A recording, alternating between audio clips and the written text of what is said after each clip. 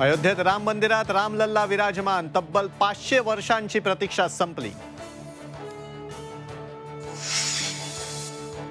पंतप्रधान नरेंद्र मोदींच्या हस्ते रामलल्लाची प्राणप्रतिष्ठा। रामाच्या अभिषेकाचा अलौकिक क्षण सर्वांनाच भावुक करणारा, पंतप्रधानांची प्रतिक्रिया। अयोध्येतील ऐतिहासिक सोहळ्याचे सर्व क्षेत्रातील दिग्गज साक्षीदार। अमिताभ बच्चन, रजनीकांत, सचिन तेंडुलकर सह उद्योगपतींची हजेरी। उद्धव ठाकरे पत्नीसह काळाराम मंदिरात, गोदावरी काठावर महाआरती, शेकडो शिवसैनिकांचा सहभाग।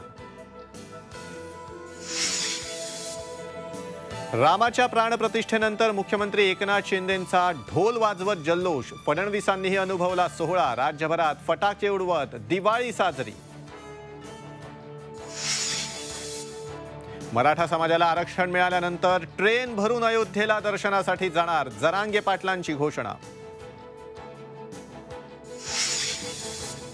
आणि सुप्रीम कोर्टाची मुख्यमंत्री एकनाथ शिंदेंसह 40 आमदारांना नोटीस। ठाकरे गटाच्या याचिकेवर उत्तर देण्याचे शिंदे गटाला आदेश। 15 दिवसांनी पुढची सुनावणी।